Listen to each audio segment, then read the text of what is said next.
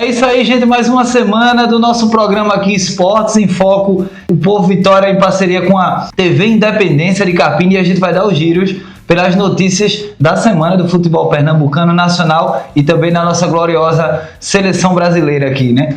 Vamos lá, vamos começar com o Santa Cruz.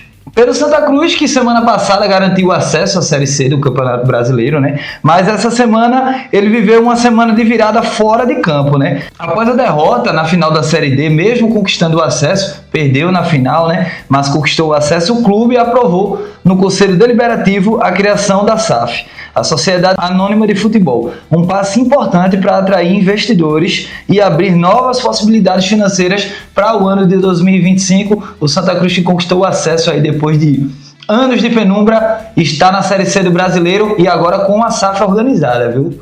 E por falar em Série C, o Náutico conseguiu talvez o maior resultado do seu ano de 2025, o acesso à Série B. O principal objetivo do ano alvirrubro era o acesso.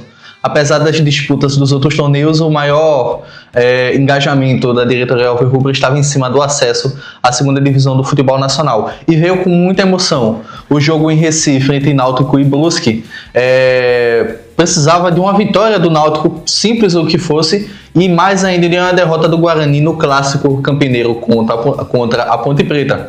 E estava tudo dando certo para o Náutico.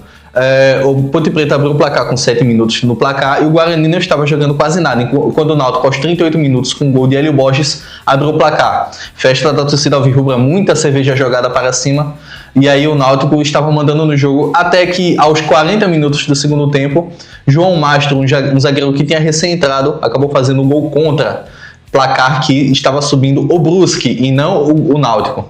Com esse placar, o Brusque começou a fazer cera, o goleiro caía bastante, até que 3 minutos depois, em um lance pela ponta esquerda, Samuel Otusanya, sim, aquele mesmo nigeriano, conseguiu uma jogada interessante ali na entrada da grande área e sofreu uma falta bem na entrada da área, bem em cima da linha. Os jogadores do Brusque pediram fora da área, mas a falta foi dentro. Tem VAR nessa fase decisiva da Série C, então o VAR confirmou ao árbitro que a falta foi dentro da área.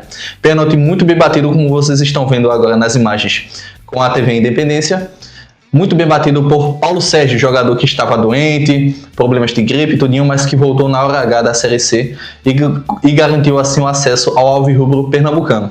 O Náutico vai jogar ano que vem somente o Campeonato Pernambucano e a Série B, mas com incremento financeiro tanto do Campeonato da Segunda Divisão quanto pela Liga Forte União, que o Náutico é um dos fundadores, promete para o ano que vem um ano bem melhor do que foi esse ano lá para os lados dos aflitos. Então, meus parabéns ao Náutico e estou torcendo para que o futebol de Pernambuco suba mais de divisões no ano que vem. É isso aí, só um adendo, lembrando que a Ponte Preta que ajudou o Náutico, a gente vinha falando nas últimas semanas que o Náutico precisava de toda uma concatenação de resultados para conseguir o acesso. E aconteceu, né? A Ponte Preta fez o dever de casa dela lá e também subiram Ponte Preta, Londrina, São Bernardo e Náutico, para o que promete ser uma das Série Bs mais disputadas dos últimos anos. Série B é um campeonato dificílimo. E outro ponto aqui para deixar claro, a festa da torcida alvirrubra. Eu sei que a casa foi cheia, eu não sei exatamente quantos torcedores foram. Foram 19 mil alvirrubras. 19 mil torcedores com direito à invasão de campo no final. Foi uma festa emblemática do Náutico que vai ficar na história aí, né, nesse acesso para a Série B. E finalizando a Série C ainda tem o jogo da final. Ponte Preta foi o líder do grupo C. Vai jogar a final contra o Londrina, que foi o líder do grupo B. Então, nos dois próximos sábados, às 5 da tarde, a final da Série C. Londrina e Ponte Preta. Já no esporte, o clima é de tensão mesmo, sem jogar bola. O Leão vive uma turbulência fora das 4 linhas, né? A diretoria anunciou a venda da operação do jogo contra o Flamengo por 3 milhões de reais. A partida que vai ser levada para a Arena Pernambuco, né, contra o Flamengo, o esporte vendeu esses direitos operacionais do jogo, né?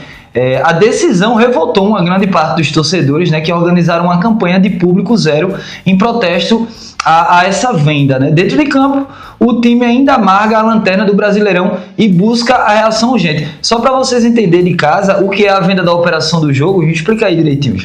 Bem, o que acontece? Em julho ainda, o Sport vendeu para uma empresa terceira, isso é permitido no Campeonato Brasileiro, com que essa empresa organize o jogo.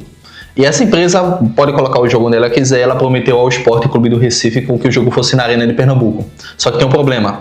Na Ilha do Retiro, se o Sport operasse o jogo, seriam 90% de torcedores do Leão e 10% de torcedores do Rubro Negro Carioca, enquanto na Arena de Pernambuco vão ser 70-30, ou seja, vai ter mais torcedores do Flamengo do que o habitual.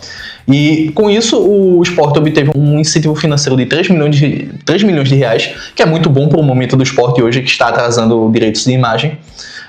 Só que a torcida não gostou nada de saber disso, ainda mais se tratando do Flamengo. Rixa histórica de 87, é um clube que toda vez provoca o Flamengo o Sport nas redes sociais, então não caiu nada bem com a torcida.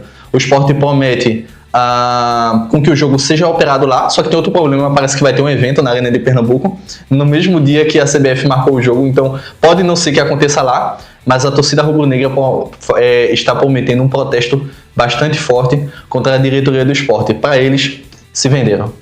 E na Série A2 do Campeonato Estadual a coisa está pegando fogo, faltando apenas uma rodada para acabar a fase de classificação. O Vitória fez bonito lá no Barbosão, em Xangrande, venceu o Porto de Caruaru por 3-2, garantindo assim, está quase classificado o Vitória para a fase final da segunda divisão do Campeonato Estadual. Os gols foram marcados.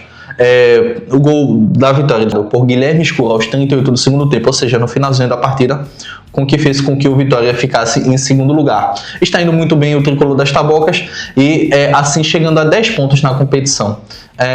Na próxima rodada o Vitória ainda vai jogar, então o Vitória ainda pode passar a liderança, garantindo assim uma boa posição no grupo A da Série A2. Já no grupo B, o Centro Limoeirense, um abraço aí para todo mundo de Limoeiro, conseguiu uma vitória muito importante contra o Veracruz, também aqui de Vitória de Santo Antão. O Veracruz, que está numa campanha pífia, só empatou uma partida, perdeu todos os outros jogos que disputou, né, no grupo B. Então o Veracruz só entrou para jogar mesmo, na verdade.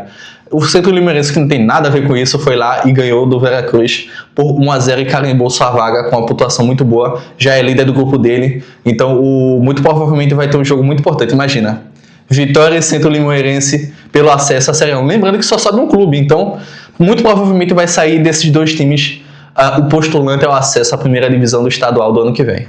É isso aí, o gol do Centro Limoeirense foi de Mococa, enquanto o gol do Vitória foi do Guilherme Escuro no segundo tempo. O Vitória que garantiu um resultado sensacional contra o Porto, que é um time chato, né? E o Vitória jogou muita bola e conquistou.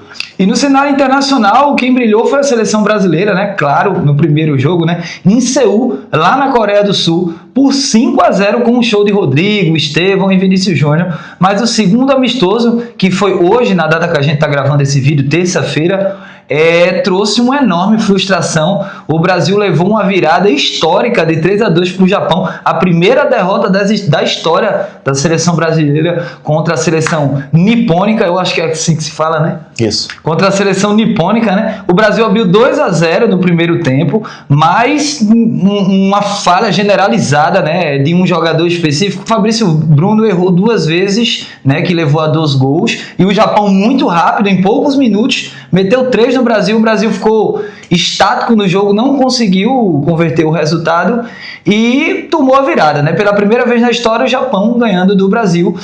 E com o Ancelotti no comando, a seleção brasileira soma 4 vitórias e 2 derrotas. No mês que vem, os adversários serão Senegal e Tunísia. Então vamos ver aí quais vão ser os próximos desfechos da seleção brasileira com o Ancelotti, que travou. Hoje ela travou e perdeu para o Japão.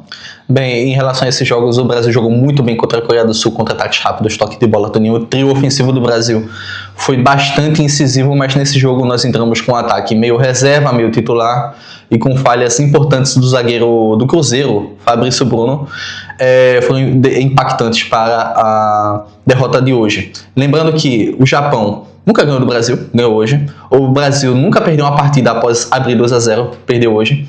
E o Japão vem de grandes vitórias desde a última Copa. Já ganhou da Espanha, já ganhou da Alemanha e ganha hoje de outra seleção pesada do futebol mundial, que é o Brasil. Então a seleção japonesa vem muito forte para a Copa do Mundo do ano que vem. E lembrando que os 5-0 contra a Coreia, a diferença técnica da Coreia do Sul para o Japão é outra. O Japão é um time que já é consolidado, a Coreia do Sul vem caminhando. Isso explica o resultado grande do Brasil de 5-0 num dia inspirado, claro, do nosso trio de ataque, mas a diferença é bem grande e hoje o Japão mostrou que realmente é um time que compete em alto nível com qualquer seleção aí do mundo.